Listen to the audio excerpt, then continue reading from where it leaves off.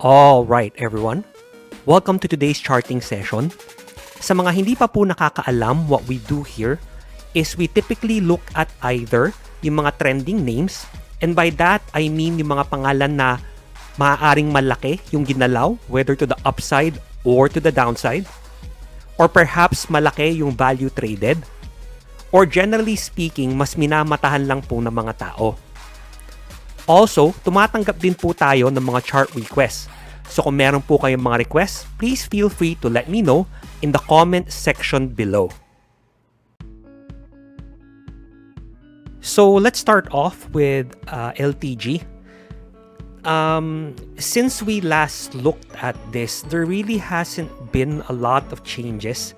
Diba? So we've been continually moving lower, but as we discussed back then, parang nag-form tayo ng parang range dito, no? And though we tried to break out of that here, hindi siya natuloy. We pulled back, tested it, formed resistance here, then bumaba na naman tayo at bumalik tayo dun sa support na nag-form way back here when the leg first started. Okay? Now, I'm gonna zoom in a bit now that we've looked at the bigger picture para lang we can discuss what's been going on with a more detailed approach, no? So, let's zoom in a bit. Nung nag-fall tayo, 'di ba? Unang-una papansinin natin, nag-form tayo ng support here. Price broke down, came back, lumagpas konti, but it essentially tested support. Kinuha niya tong previous low na to, push lower, broke down, went to support dito around 8.5 halos, no? Then bounce back up, bumalik na naman dito sa same level na to at 9.5 before pushing lower. Tapos ang nangyari yesterday, we moved up, finil lang natin tong gap na to, tapos nag-hold, nag-resist, and we pulled lower again. Kanina, it tried to move back again, pero hindi rin kinaya, no? Now, if you're looking at LTG from a purely investment standpoint, then if you want to buy quote-unquote cheap, nasa sa inyo na po yun on where cheap is. Kasi I assume na kaya nyo gustong bumili nito from a purely investment standpoint is because naniniwala kayo sa fundamentals ng company and you believe that you understand where price is quote-unquote cheap or below fair value, kaya kayo bumibili. From a technical standpoint, there's actually no reason to trade this. Okay? Yes, if we can start holding above etong 9 pesos na area, 9.03, then mag-open up tong range na to papuntang 9.51. Kung nag-break tong 9.51, then pwede mag-open up yung range sa taas papuntang 10.26. However, do note na isa to sa mga, yung sinasabi ko na sobrang dami ng chop na chart. So, mahihirapan talaga yung price to move higher once it encounters yung mga ganitong type of areas. Kasi, yung mga naipit dyan, syempre, susubukan nilang lumabas ng buhay. Diba? So, konting ingat lang po. Kung, again, from a purely technical standpoint, nabasag natin naman tong 8.5 na support, then the next level of support can be found between 8 pesos to 8.10. Now, madalas kasi itong nare-request eh. If you're requesting this, kasi naipit kayo and, you know, you're trying to find ways to see na, oh, malapit na palang tumaas or something, then I would suggest na, well, number one, next time, wag na ulitin, no? Matuto tayo from our mistakes. But number two, kung talagang ganun na yung sitwasyon, wala na tayong magawa, wag na po nating pahirapan yung sarili natin. Let's try to look at this at the end of each week na lang, or at the end of every 2 weeks, or better yet, at the end of each month. Okay? It's not gonna be an easy ride kung tumaas man to. Hindi po to biglang lilipad na lang. Mahirap yung ganon simply because, as I said, ang dami ng chop na nangyari along the way. Okay? So, while I hope for the best para sa mga bullish dito sa LTG, no? Again, from a trader standpoint, from short to midterm, wala pa pong reason to trade this kasi even if it does open up a trading opportunity, I don't think na magiging very profitable yung opportunities na yon. If only because medyo tight na kasi yung mga range natin eh. 'Di ba? We segment yung mga wider range natin to look for trading opportunities. In this particular instance, medyo masisikip na eh yung mga segments natin. So baka hindi rin siya ganun ka appealing to trade. Next, tignan po natin yung CNPF, no? Now, tong CNPF, I had high hopes for it when we were trading up here. Nag-iwan siya ng double top dito sa taas, diba? I was hoping that we could come back, take it out, then see if there's a trade for us should we break to the upside. Kasi syempre, bagong 52-week high, diba?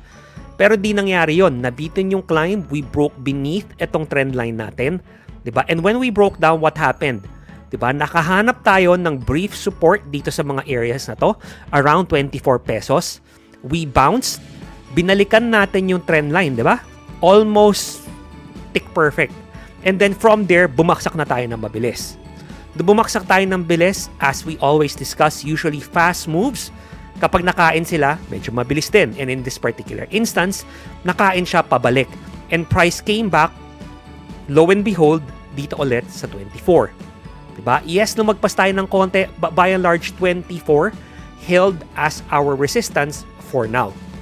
Now, if you're bullish ng CNPF, what do you want to see? Let me zoom in a bit for you guys, no? So, you want price to reclaim 24 sooner rather than later and potentially trade even higher pa than tong 24.5. So, you want price to come back, retake tong 24.5, then use itong area or yung buffer na nag-form as support para may potential na makapush tayo higher pabalik dito sa 26.75 na area. Okay? Kung mabasag yung 26.75, then there's a possibility na mabalikan natin tong mga highs na naiwan natin from before. What you don't want to see from here is, diba ngayon, nag-reject tayo at 24. Let's say we push lower, binalikan natin tong area na to, which again, hindi naagulat kasi dito tayo form ng mini resistance prior to the breakout, diba? If we come back here and this holds and we push higher, then we can still wait and see kung mababasag ba niya tong 24. Pero kung tuluyan niya tong basagin, diba? We come deep back into this range, then highly likely, at the very least, we will revisit tong mga lows na naiwan natin before, or babalikan na rin natin finally itong support level na nag-form at around 19.4, 19 pesos na area. Next, let's take a quick look at Monde, no? Now, tong Monde, even before we go to the charts, halos bumalik na tayo sa IPO price natin. In fact, the past ilang days, umabot na tayo, no, slightly beneath. The IPO price for this, in case di nyo na maalala, was 13.5. So, halos binalikan na natin yon. Actually, binalikan na natin, nag-beneath na, nag-bounce lang tayo ng konti, and ngayon bumabalik na naman tayo do sa IPO price. Okay?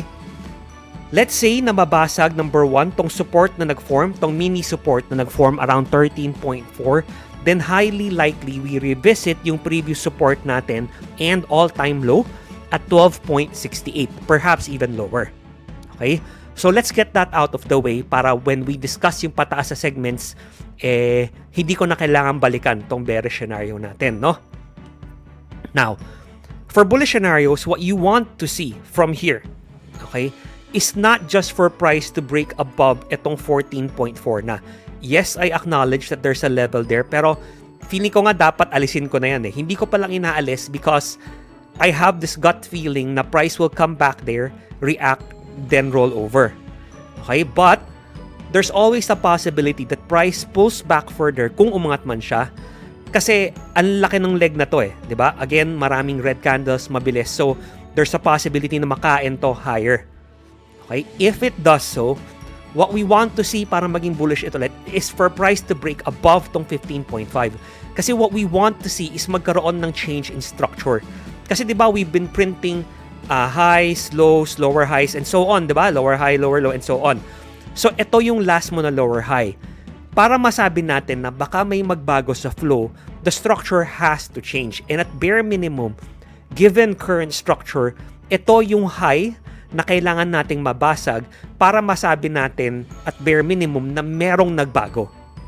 Diba? Kasi if price just retakes tong 14.5, we could always just find ourselves stuck here, form another lower high, and then push lower. So we really don't want to be caught in that area. We want there to be something to change, something to give, para masabi natin na, uy, teka, parang kailangan ko na mag-isip pa, kailangan ko na i-consider na baka there's something there dito sa Monde. Again, if you are an investor, syempre iba yung usapan.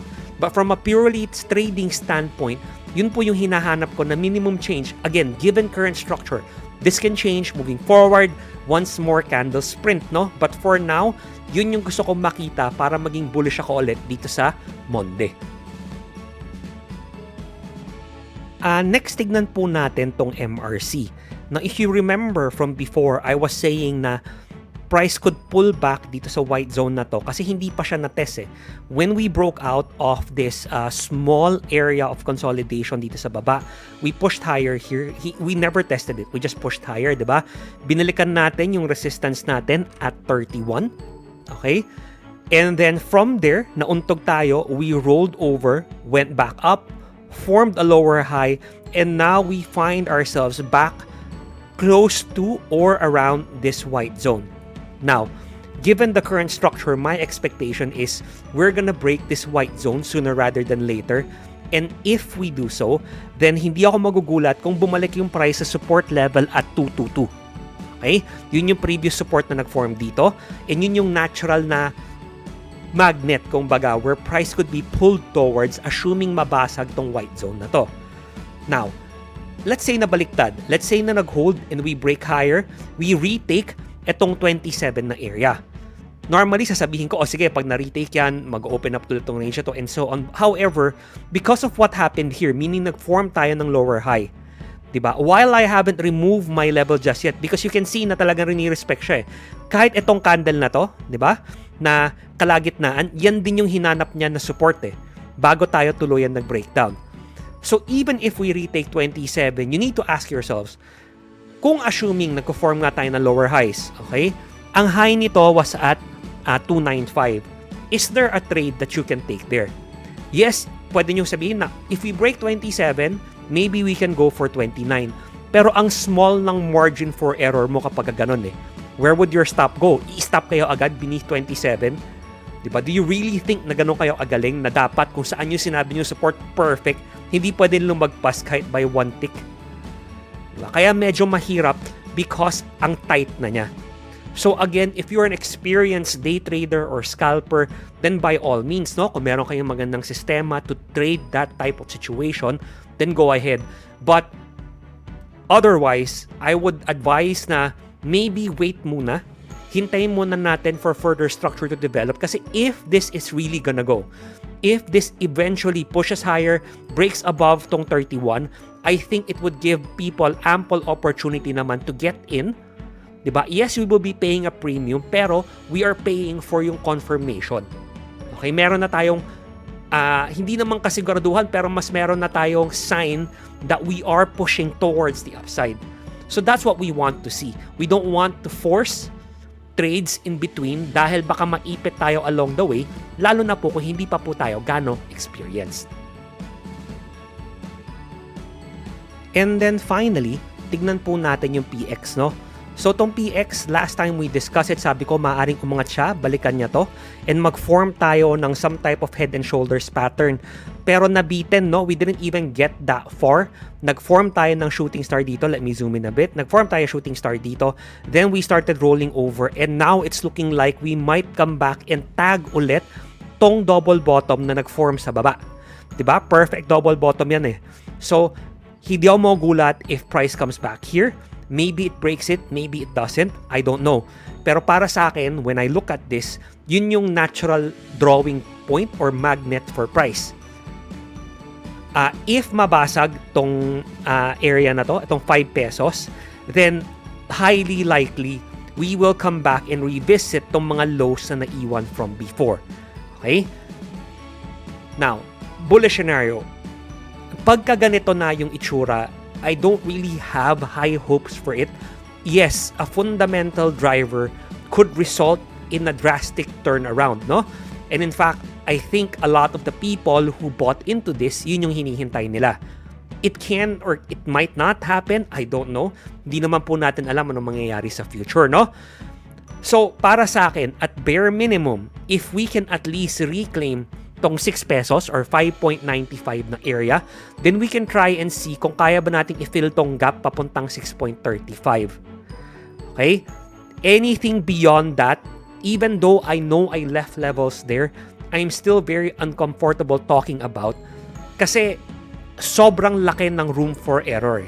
Again, para umabot tayo dyan, kailangan may magbago talaga dun sa mga affairs, mga events na nangyayari. Diba? Kailangan mag-trigger ulit yung something, anything, to push it higher. Kasi from a purely technical standpoint, this isn't looking quite so bullish anymore. Again, if you have a fundamental bias that's telling you na it's bullish, wala po akong magagawa doon. Paniniwala nyo yun eh. Diba? All I can do is respect your viewpoint and hope that you're right. Kasi wala naman tayong mapapala by wishing bad or wishing wrong on other people. 'Di ba? But from a purely technical standpoint, I won't be looking for trades yet dito sa PX unless something changes drastically. May kulang pa yung structure right now for me to say na ganito yung gusto ko makita tas ganyan, no? Kulang pa.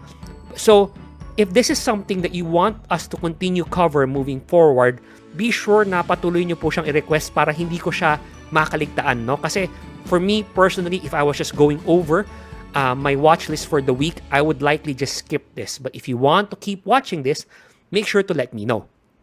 So guys, dito po nagtatapos yung video natin, no? I hope nakatulong po to sa inyo kahit konti and may natutunan kayo kahit papano. And if so, I would really appreciate it if you give this video a like and consider subscribing to my channel. And as always guys, maraming salamat po sa panonood. I really appreciate it. Good luck and happy trading!